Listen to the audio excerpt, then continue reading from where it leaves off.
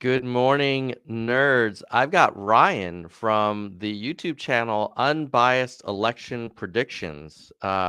He's one of the younger political nerds out there, but I've been super impressed with his depth of knowledge and his interest in politics. So I reached out and asked him if he wanted to come to the Nerd Zone. So, hello, nerds, and welcome to the show, Ryan. Hello, nerds. Excited to be here. So before we get into it, why don't you tell us a little bit about your channel? Because you've been putting out politics prediction content for a little while now, and how's it been? Yeah, so I started the channel in 2020, during I want to say the beginning of summer, during the Biden versus Trump election, Mm-hmm. and I did predictions for that election. It was really fun. And then after the election, I did predictions for more small races like the 2021 gubernatorial elections in Virginia, New Jersey, the California recall, the Canadian election. So I do predictions for essentially everything we see in North America, between Canada and the United States. I talk a little bit about Mexico, although obviously I hadn't had a ton of time to do predictions for that yet. But I basically will do predictions for whatever. And when there's not an election going on, we just talk, whatever polling is happening and, whatever we're doing. And I also have a podcast called Politics Matters, which you can find on my YouTube channel, or on Spotify and Apple Podcasts. So, yeah. Love it. What are your predictions based on? Is it intuition? Is it polling data? Is it contribution data or some combination? How do you come up with the predictions? Well, it's a little bit of both. Polls do play a role, but obviously, as we've learned over the past few years, it's always necessary to not look only at the polls. Um, so I would mostly say fundamentals are my main baseline that I use behind polling because, um, if a poll says something and I read it and I'm like, that poll just is wrong, then I'm not going to trust the poll. So if a poll has a has like, Biden winning Ohio by something like 8, like that's not realistic, right? So you have to look at the crosstabs, see who they're surveying, and then analyze polls. So I'd say I'm very selective with the polls I use, which is why I use fundamentals more as a baseline. And I think that's why, in 2020 I had Biden winning by less than most people did, Mm. um, because the polls had him winning a lot of states he didn't win. Like he was supposed to be tied in Texas and Ohio, and he's supposed to win Florida, and North Carolina, and I had Trump winning all those states. And so, um, I think that was mostly just because I read those polls and thought they weren't true, and luckily, I ended up being corrected with that. But again, playing, are the polls going to be right this time is a very hard game to play, and so we'll see if it pays off in 2022. When you say rather than only relying on the polls, you focus on the fundamentals. What do you mean by that? So what that means is that, for example, if there is a poll that has Trump losing, or I remember I read a poll that had Trump losing Wisconsin by 17, I think 2 weeks before the election. And so I looked at that poll and I thought that that Biden winning Wisconsin by 17 was ludicrous. So I read through the poll, I read the crosstabs, and the moment where I realized the poll was couldn't be true was when they had, I think, Biden winning whites by like a number like double digits or something. And I was like, Biden's not winning white voters to begin with, and he's not going to win them by double digits because it just simply can't be true. Whites in the Midwest are going to break for Trump, and I think we knew that. And so when a poll comes out and says something that can't be true, that's where you have to say, you go back to the fundamentals, go back to, is this realistic? If it's not realistic, you usually toss the poll. Mm. And you mentioned you do look at some stuff in North America. Have you been following the French election at all, or what are your thoughts there? A Do you have little any? bit. I read the polling data. I'll read articles. I don't know enough to like give you like a prediction. I mean, Mm-hmm. I'd say Macron's favored because, his polling lead has expanded over the past 2 weeks. But like, um, I can't give you like a seat by seat projection because I don't know enough about France's constituencies. But I would say Macron's favored. I'd be surprised if Le Pen wins. But I haven't paid as much attention to that election as maybe I should, or as I have to the U.S., Canada, or Britain. So if you told me 5 years ago that someone from the Le Pen family had a shot at winning an election in France, like a general election in France, I would have been like, "Oh, come on, that's a fringe, you know, perspective." And what do you think's going on? Because like I know we here always focus on, Trump's kind of toxic contributions to American politics. But it's not just here, right? There's this kind of general gathering of this kind of nationalistic, sometimes identity-based, kind of inward-looking uh, worldview. And I'm wondering, like, from your observation, like we're from different generations. Why do you think that's happening? Or do you I think it's think that happening, and if so, why? so I think that populism and nationalism are two different things, but they often become intertwined. And with Trump, with Maxime Bernier in Canada, with Le Pen in France, and so I think that the fundamental like base of that, that surge of nationalism and like far right, you know, anti-immigration, traditional kind of politician is because I would say more so than ever, there is a distrust between the non like there is a bigger distrust than ever between the upper class that has college degrees and working class voters, generally white, who do not have college degrees. And that gap was, in my eyes, exacerbated during the Trump presidency because he really, really rub salt in that wound because he was consistently, blaming the elites or the deep state for everything, and so that stirred even more mistrust between, non-college educated working class voters and then upper class voters who weren't necessarily a big fan of Donald Trump. And so the same thing, I think you can, draw parallels to France and Canada and whatnot. But the thing with Le Pen is that, especially with France's I think refugee crisis a few years back, uh, there was a lot of fear among white working class voters that were less educated than in terms of college than the median voter, that the migrants coming from Africa or the Middle East were going to be taking jobs or were going to be fundamentally changing France's direction as a country and making it more diverse, which was, I think, not scary, but maybe unsettling for a lot of the people who support Le Pen and who supported her in 2017, support her in 2022. Yeah, there's definitely, I think, in an interesting way, I kind of feel like I hate to use a term since it's so loaded, but the elite in all societies, but definitely here in the U.S., I think there was a trust that these highly educated, highly accomplished people they know better. They're gonna do the right thing for the country, and there are many examples where they didn't. And then the sort of grassroots kind of folks on the street started to say, "Hey, maybe these people in power, you know, don't have my interest in mind, and maybe they're all completely, in cahoots." And I think the reality is probably something in the middle, that they are very capable and they're very informed, and there is some bias and there's some corruption and there's some, kind of inside game going on.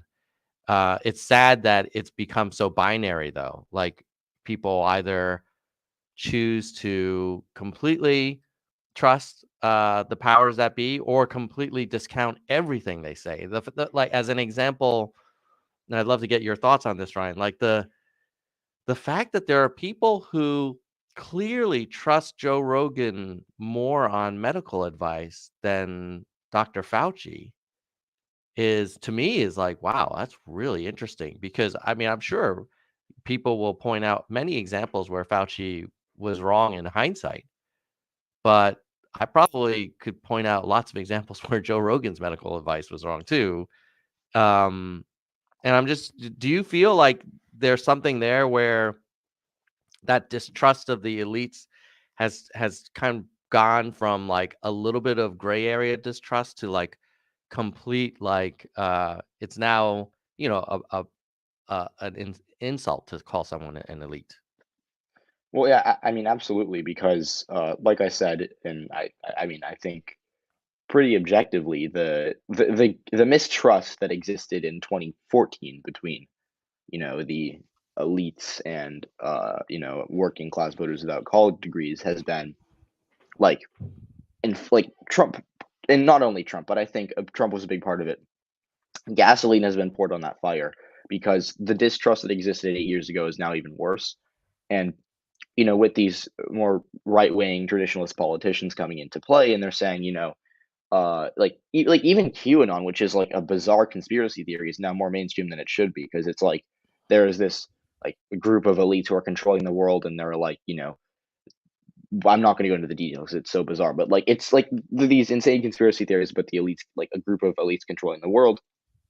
And so, once you kind of get to there, you're not trusting anything because is Fauci an elite? Is Joe Biden an elite? Are the politicians that we think are working for us, like, are they these elites? And it's arbitrary, sure, because elite is a really, it's kind of a buzzword thrown around now. It's like you're an elite, I don't like you, right? But Mhm. the people that are saying these, who don't trust the elites are probably going to be listening to people like Joe Rogan, who like Joe Rogan.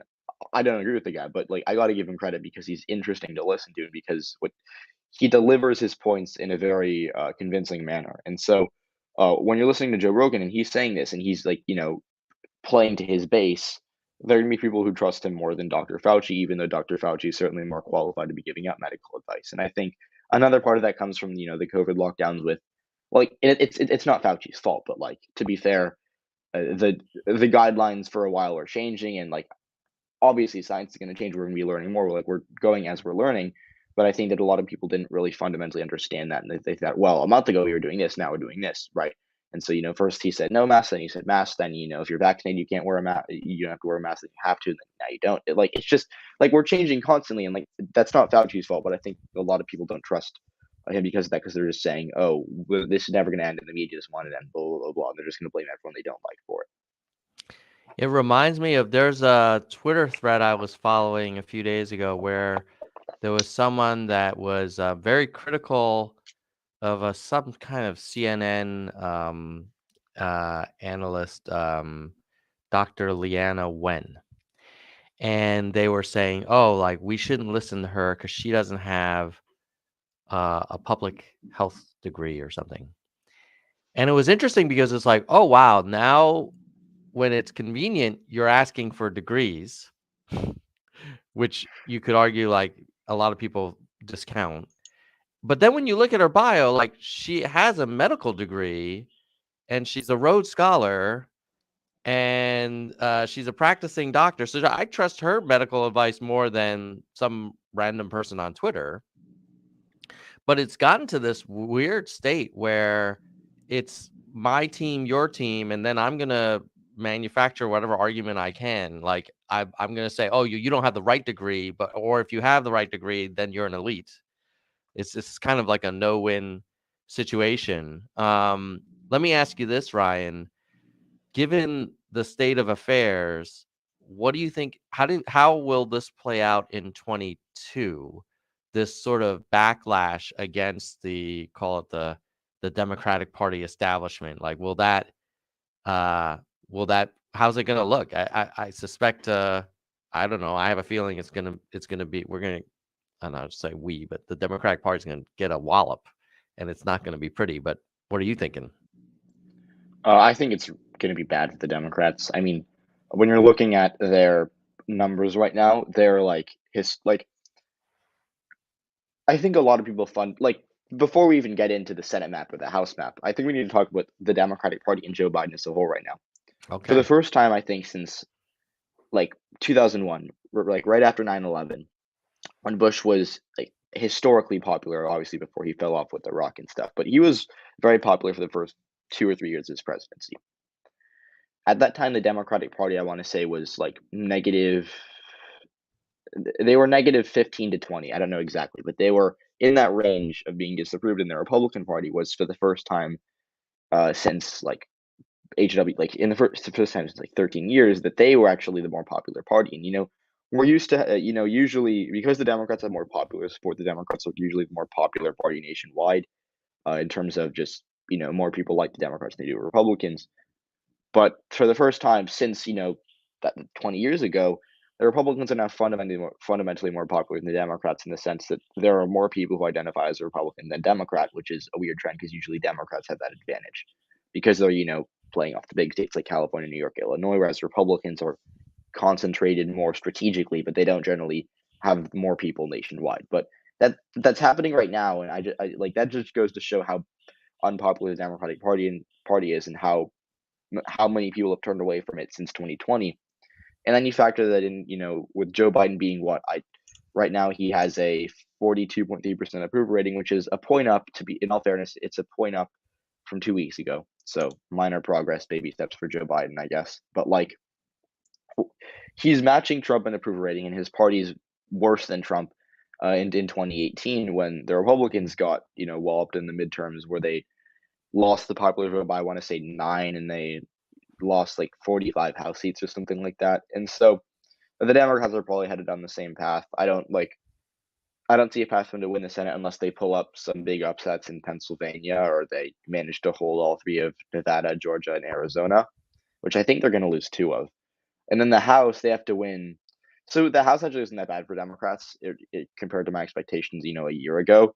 The median seat in the House, I think the tipping point would be about a Biden plus 3 seat, meaning that in an environment similar to 2020, the Democrats would probably be favored to win the House. But in an environment like 2022, where the Democrats are so unpopular and where the Republican Party is going to be winning the popular vote nationwide by somewhere in between like 3 and 5% in that range, I'd say they're probably going to be winning, most single digit Biden seats. Because, like, if you're looking at a seat that voted for Biden by 2 in 2020, it's probably going to flip and vote for the Republicans by 3 or 4 in 2022 before, maybe in 2024 flipping back. We don't know. But in 2018, the Democrats won a lot of Trump, like, Trump plus 4, Trump plus 5 seats in 2016. And then they flipped back in 2020 because the environment wasn't as favorable. There's a term for that. We call them wave babies because they're politicians who win in seats that voted the other way in the previous election, but they win in a midterm wave, and then they lose in the next presidential election. So in 2020, those were your Joe Cunninghams, Kendra Horns, Xochitl Torres Smalls. They won in Trump seats in New Mexico, Oklahoma, and South Carolina, and then they lost in 2020 because the environment wasn't as favorable to Democrats. So I think the Republicans can have a similar thing. They're going to win a lot of Biden seats in 2022 and then lose a lot of them in 2024. But for now, I think the Democrats are losing both chambers of Congress, and both of them I don't think will be that close. So, what does that mean for the Biden administration if they now are facing Republican-controlled House and Senate?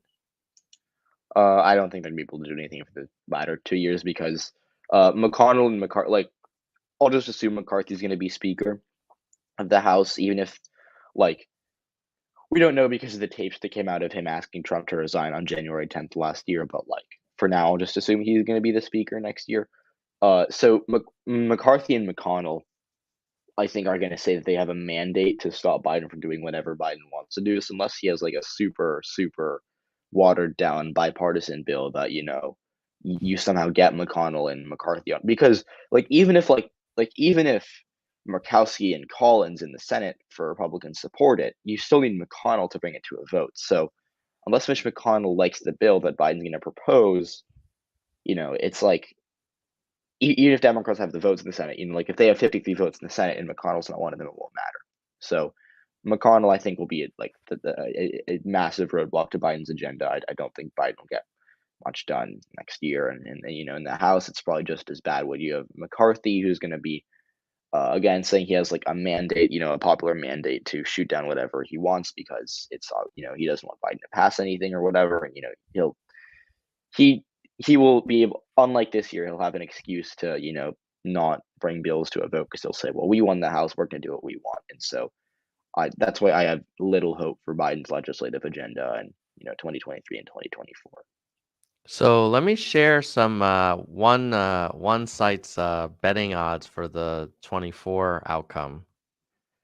And it kind of suggests that President Trump is more likely to return to office than President Biden. And I guess part of that is relates to what you're saying, is that Biden's not going to be able to get anything done. Like all of his accomplishments will be maybe the infrastructure bill and support for Ukraine. I don't know what else he's going to be able to say he did. I guess appointing Jackson to the Supreme Court, but that may not really sway people. And I Do mean, you and buy also no one this? really cares about he had one other thing, which was the stimulus check in last March, but I don't really think anyone Right. cares And about that people seem to anymore. have forgotten about that, Yeah, you know? he had a bump for 2 weeks, and everyone was like, "Oh, what stimulus check?" Yeah, yeah. So do you buy the notion that Donald J. Trump could return to the Oval Office? Yeah, I think I do, and I'm not saying this because I'm necessarily a big Trump fan. I'm saying this because I think that realistically, the Democrats don't have anyone they can run that I think would beat Trump. So Biden, I don't even know if like they're gonna want to go because for now they're saying that Biden's gonna run again, but like he'll be 82 by the time that he'd be sworn into office for a second term. That's like Mhm. really old. Like Biden already I don't think Biden is like the people who think Biden is dementia, I think are kind of ridiculous, but like I don't think that he's as sharp as he used to be, and I don't think that he's like getting better or is gonna be like he doesn't uh display confidence. Like I think in 3 years, I can't imagine him being on a debate stage with Donald. Like he'll get hammered by Trump on a debate stage in 3 years. Now he'll be he won't know what he's doing because Trump's gonna be screaming. He'll be yelling at him. He'll be like going all over him. And Biden, I don't think will know what he's doing on that debate stage. And I think that the confidence matters a lot when you're speaking when you're on a debate stage. And I don't think Biden has it. And then for Harris, Harris is probably just as bad because she's probably a better debater and she's probably more confident than Biden. But like I don't like she reminds me of Hillary Clinton, in terms of her electability. Hillary Clinton was not a likable politician. She wasn't necessarily someone who was in a position to do well with white working class voters that were going to sway the election either direction. And Harris is that I think times two because Hillary Clinton actually had she was Bill Clinton's wife. She had some amount of support with uh, she did pretty well with Hispanic voters. That was kind of her strength. And Harris doesn't have a group she can, fall back on the way Clinton had with Hispanics because Harris is unpopular with white voters. She's unpopular with working class voters. She's unpopular. Her polling numbers with Hispanics are atrocious. Her polling numbers with black voters aren't as bad as they are with Hispanics, but they're still not great for a Democrat. And she's also like she doesn't have that group. Like if she had a group, it might be like middle-aged suburban women, but they're probably going to break for someone else if she gets primaried. So Harris would lose an election. Like if you want me to pull up a map, I can show you how she'd lose the election. But like realistically speaking, Harris and Biden, I both think would lose to Trump. So like if the Democrats want to win the 2024 election, they have to go with someone else. I think they should go with someone like a Roy Cooper or a Amy Klobuchar to win that election, or even Andrew Yang, I think would be a better option. Like, I'm not a big Andrew Yang guy, but like, I think he has some amount of appeal that Harris and Biden don't. So, What about I mean, I'm Buttigieg? gonna Buttigieg. I don't know. Buttigieg would like. I need to see more out of him. I think his in 2020 he did something really impressive in that for the first two primaries before everyone kind of coalesced around Biden, he won Iowa when he was not supposed to. And when he did really well, like he won New Hampshire. He didn't win New Hampshire, but I think he came within like 2 points of beating Bernie Sanders in a state that Sanders had won easily in 2016. And so, Buttigieg, I think, has more support than we think. Uh, he's good with white voters, but I don't think he has it with Hispanic voters or black voters. Because in that primary, he got demolished with black voters who came out for Biden, and Hispanics came out for Sanders. And so, Buttigieg, unless he can kind of change his coalition in 2024, I mean, he's better than Harris or Biden, but I don't think he wins that election, especially with how bad the Democrats are right now. Yeah, I mean, it's I wasn't a supporter of Buttigieg in the primaries. Obviously, was a Yang guy, but what's super impressive is that he did win Iowa and basically tied for first in New Hampshire. I think your point is that, but by the time we got to South Carolina, he let's see, I'll share my screen. It looks like he had like 8% or something.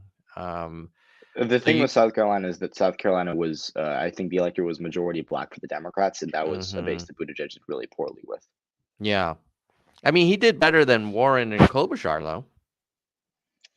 I mean, yeah, but I just like once you're below 10%, I don't think it's because Warren I think was out the door by then, and this is someone who I'm I was more progressive in 2019 and 2020 than I am now.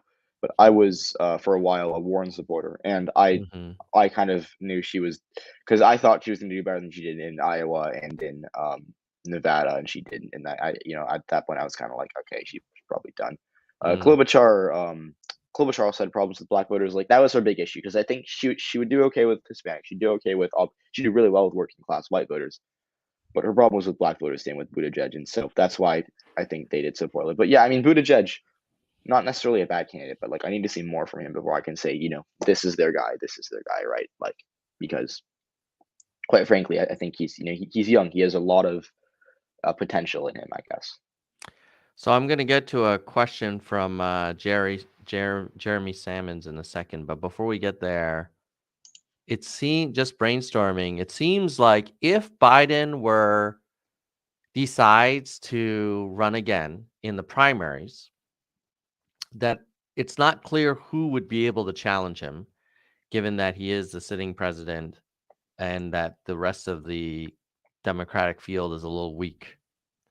But if that happens and he does get the nomination, he will probably lose to Trump because he's not that good of a candidate and he won't have a great story to tell. The best story he had was last election, which was Yeah, like we're in a crisis and I'm not crazy like Trump. Now he doesn't yeah. have that anymore. However, if Biden puts country first and he's like, okay, as much as I want to run for reelection and prove all these people wrong, I'm probably not going to win. So the best thing for America is to say, I've done my part and it's time to pass the torch. And then it's wide open in that primary. I mean, it's not clear that Harris or Klobuchar or Buttigieg would immediately leap to the top. You mentioned some other names. Who do you think they're like in a world where Biden officially steps back and says, I don't want to be considered for nomination. What do you think that field looks like? Like, who do you think emerges? So Harris definitely runs, and Harris is probably the Mhm. front runner from the beginning. I don't know if she can hold on to that because Harris had a lot of momentum, like in 2019 during that first debate where she hammered Biden, and she had a great performance in that debate. She, I think, was surged to second, and she was a major player for that nomination. And she surged. People thought she might be the Democratic nominee, right?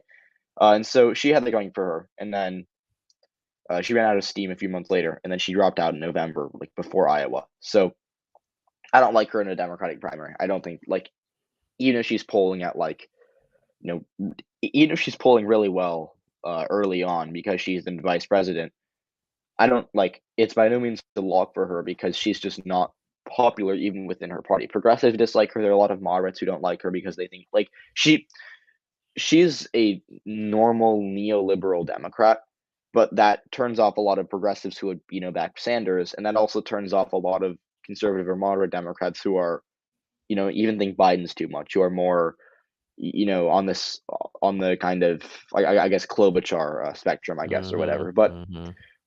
Harris, I think, tries to play to that, and I don't think that goes well for her in a primary or a general election, which is why I would be hesitant to say she's the favorite even now. So if Biden doesn't run, Harris probably runs. And for the sake of the Democratic Party, I hope that like other candidates run. Like I just want to, because a primary with only one person just is boring. It's like it's a closed option, and I want options. I want to see who's gonna try to get the nomination. I don't know who it would be. We might get some new figures or some new names, but we also might get some people that I've mentioned. Buttigieg, maybe like you said. You might get someone like Roy Cooper, who would be. He's currently the governor of North Carolina. His term would be expiring in 2024, and he's good from from the standard if he's a Democrat from a red leaning swing state. He knows how to win every demographic because in North Carolina he has a diverse state. He did really well with black voters. He did well with white voters. He did well with working class voters, and I think that he's a really electable candidate for the Democratic Party. So Roy Cooper's one. Maybe Klobuchar comes back. Bernie Sanders. So I read a report that Bernie Sanders didn't even like decline to run in 2024. He's like, oh, I might still do, which I like. He'd be, I think, 83 by then, which would be insane because he'd be running. Mhm. He should be inaugurated as like an 84-year-old president, which would be crazy. But you like the there's still a lot of names that haven't ruled out, and I think that's telling me that the Democratic Party is not confident with Harris or Biden, and I think rightfully so, because both of them I think would lose to Trump. And again, I'm happy to show how that would play out, but like I don't see a path for either Harris or Biden. Roy Cooper, I hadn't heard his name before. I was just looking about. He's intriguing in that he feels safe. Like it's a white guy from the South. Like that will do well with a broader range of people. Governor, so hopefully he will have. Has he had any accomplishments? Like, has he been able to do anything in North Uh, Carolina? the answer to that is for the most part no, because the funny thing with Oh. that is that when Cooper, so in 2016, Cooper was the underdog to win because he was running against Pat McCrory, who was the incumbent governor of Carolina, the Mm-hmm. Republican. And so Cooper won that election by, I want to say, a couple of thousand votes. It was really close, and Mm-hmm. he wasn't expected to win. And so in the lame duck session between November and January, where Cooper was inaugurated as governor, the North Carolina legislature was still controlled by Republicans, passed a law that gave them like basically the ability to veto anything he tried to do. So what would happen was, or sorry, to override anything he tried to do, not veto, to override anything he tried to do. So what Mm-hmm. happened was, there would be a bill, right, that would be like popularly supported, that would, by Republicans, that would be written by them. They'd send it to Cooper's desk, he'd veto it, and they just override it, and they'd pass the bill anyways. Or they, if Democrats in the legislature wanted to pass a bill, the Republicans who had the majority would just say, no, we're not going to pass this.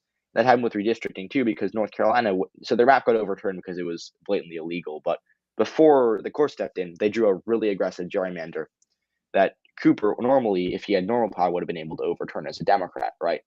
But instead, what happened was in 2016, after Cooper won that election in the lame duck period, the legislature took away the governor's ability to override to veto a redistricting map, and so they just said, nope, you're not allowed to do anything with redistricting, and that's just become kind of the reality for Roy Cooper in terms of his governing of North Carolina. Now, I think he's interesting not because of his accomplishments. Like, I'm sure he can tout whatever stats he wants. Like, under my leadership, North Carolina got Mm-hmm. 2% better in this category, right? Like, I'm sure he can find the statistics.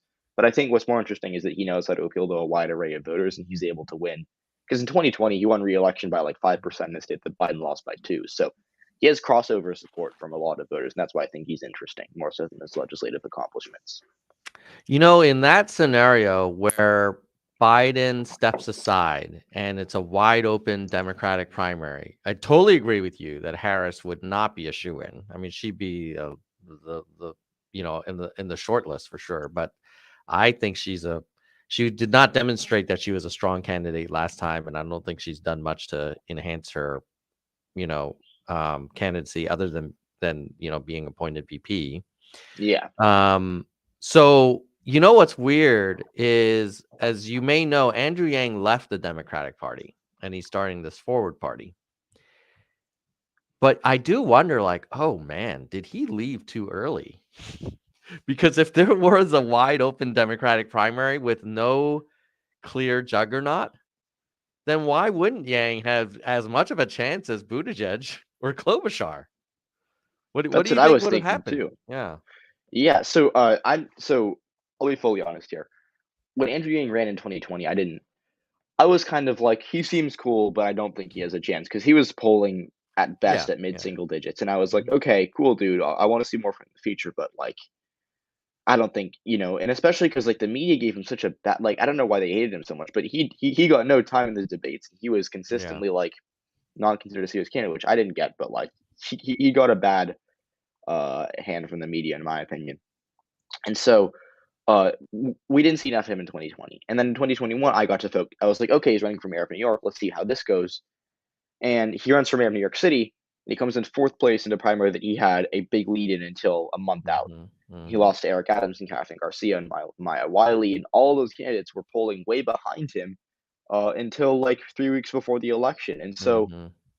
I think that was kind of the moment where Andrew Yang did kind of like not fall off, but I think that he lost his, momentum because before that, I think he was the favorite to win, this mayoral race. He was the favorite to, uh, I guess, kind of maybe take the torch, not necessarily from Bernie, but from that progressive working, like from the progress, because Yang's unique in that he has appeal to both progressive liberals and I think to some working class voters, and that's what Mm-hmm. made him unique in 2020. That's what made him unique in 2021. And he had that opportunity, and I think that by not winning that New York mayoral race, his he kind of ran out of steam. And so in 2022, he then starts the Forward Party, and I follow him on TikTok. Like I read what he's saying, and he's Mm-hmm. saying we're taking on historic political polarization, which is great, but like starting a third party, I don't think is the right way to go about it because he's now been ostracized from the Democratic Party, and that's maybe good for him long term. But if he wants to run for president, he now has no chance of doing it because if he returns to the Democrats and runs in that primary, if you're like, bro, you started this Forward Party 2 years ago, what are you doing here, right? And Mm-hmm. so uh, I think that he misplayed that. Like I'm not necessarily a Yang guy. I don't dislike him, but I'm not like a big Yang guy either. But I think that it like if he really had presidential aspirations, I wonder if he would have done this after 2024. But I don't know. Yeah, I mean, I think you raise a good point that basically losing such a compelling lead in the New York mayoral campaign kind of dimmed his star a little bit. Like if you Right. imagine a world where he didn't run for mayor and just advocated for basic income and voting reform as a Democrat, he'd be an interesting guy in the primary in a Sans Biden primary, you know, in for 24. But obviously, he's done two things. He kind of took it in the shorts in New York, which is gonna be a blemish. And he's basically, persona non grata in the Democratic Party because he's starting a competing party. So the only lane that he has, I would imagine, is he's going to have to find a way to get on the general election ballot as a forward party candidate, and do some kind of Ross Perot move, which won't be easy. But I guess in a world where you had Trump, Biden, Yang on the general, I'm not sure. I mean, I don't think he would win, but he might actually have a decent showing just as a protest vote for people. What do you think? The thing with that, like, so if you pull out a map and you put Trump as a Republican, Biden or Harris as a Democrat, and then Yang, forward or whatever, Mhm. Yang will get a lot of votes. Like Yang will have definitely the best third party showing since Ross Perot in '96 or whatever. Mhm. The issue with that is that would Yang would take away way more votes from Biden than he would from Trump. And if Mm. Biden would probably lose that election anyways, but Yang would only further hurt him on the ballot. And if Biden loses that election, a lot of Democrats who voted for Biden would be like, "You cost us this election. You got Trump elected." The same way that a lot of Democrats turned away from someone like Nina, because Nina Turner in 2016 endorsed, I think, Jill Stein, and you know, Jill Stein, like had Jill Stein not been in the race, Hillary Clinton would have been the president of the United States. And so people didn't forget that because in 2021, when Nina Turner had her primary against Chantel Brown in that contested election, a lot of Democrats who were big Hillary and Biden supporters like, no, you cost us the 2016 election by endorsing Jill Mm. Stein, and you didn't support Hillary, you didn't, back the party when it was needed. Like when the chips were down, you weren't there. And so if Yang wants to, because I don't think he'd win, and like he'd just be there as a protest vote, like you said, like if Yang wants to pursue more offices in the future, he would kind of have his hands tied because he wouldn't be able to say, I was there for the Democratic Party, especially if he wants to run as a Democrat. So unless he was able to find a place like in New York or whatever, where he could successfully hold office as a forward party individual, it's just right now it's just not the right time for him in my eyes. Ryan, we're almost out of time. This has been a great conversation. I did want to hit a few audience questions. So, um, Jeremy Salmons was wondering, do you have a take on the Missouri Senate race? So that race is a that race is really really chaotic. So I'm just gonna pull up the latest polling we've got out of that right now because I don't Mm-hmm. want to actually Yeah, go the for it. wrong Missouri Senate race. So right now we've got a really really tough Republican primary. So right now Eric Greitens is the front runner. Then you've got Vicky Hartzler in second, who's been surging. Eric Schmidt is also doing really well in the polls. Like right now, I think in the polls, I want to say looks like Schmidt has a narrow lead, but it's like a lead of like 2%. And so when you've got such a narrowly in primary, it's like, wow, this isn't going to hold, because it's like, because primaries are they fluctuate so much, and like things can change because there's much more ability for voters to change in a primary than there's a general election. So for now, I'll just assume that Gretens gets the GOP nomination. McConnell's not going to endorse him, or Trump's probably not going to endorse him anyways. But the issue with Gretens is that he has a scandal, and the argument from Democrats is that if he gets the GOP nomination against someone like, I want to say, Quinton Lucas, who I think is the Democratic frontrunner right now. I think he's the mayor of oh no, sorry, I'm thinking of Lucas Kuntz. Yeah. Sorry, Lucas Kuntz and Eric Greitens would be the matchup. And the argument from Democrats is that the race would be competitive because of Greitens' sexual assault scandal. And then I'm saying, no, it's Missouri. It's so polarized that even if Greitens underperforms, which he probably will, he'd win by like 15. So I think the people that are interested in Missouri are like, it's an interesting race to consider how well Democrats do, but like, it's such a Republican environment, and it's such a bad year for Democrats that even if Greitens is an awful tier candidate, he's still going to win by 15 in a state as red as Missouri. So, in my opinion, that race is pretty solid for Republicans. But like, if we get if we get polling in October that has the race competitive, then I'll look at it again. But for now, safe Republican. Well, Ryan, it's been a pleasure to have you in the Nerd Zone. I know I've been trying to get you on the show for a while, and I'm glad you were able to join us. It's been Thank super, you. yeah, thought-provoking. I guess my big takeaway is, if you are a Democrat and you want a chance to, and you really don't want to see Donald J. Trump back in the Oval, because presumably his cognitive ability will not have improved in the last 4 years. No. Your best bet might be to try and start a movement to ask Biden not to run again. Totally. Because the best way to be anti-Trump is to keep Biden off that ticket, because he will, if he runs again, he'll get the nomination, and then he'll probably get walloped in the general. So very cool stuff, Ryan. Everybody, if you enjoyed this conversation, please check out Ryan's YouTube channel, Unbiased Election Predictions. There's a link below. And then the podcast is called what, Ryan? Politics Matters. It's on Spotify. If you look up Ryan Jakubowski on Spotify, it's the first thing that comes up. I've got an episode coming out tomorrow. All right. Well, thanks for coming on. With that, we'll say goodbye, nerds. Goodbye, nerds. Thank you for having me on. It was awesome. Really Love appreciate it. Take care.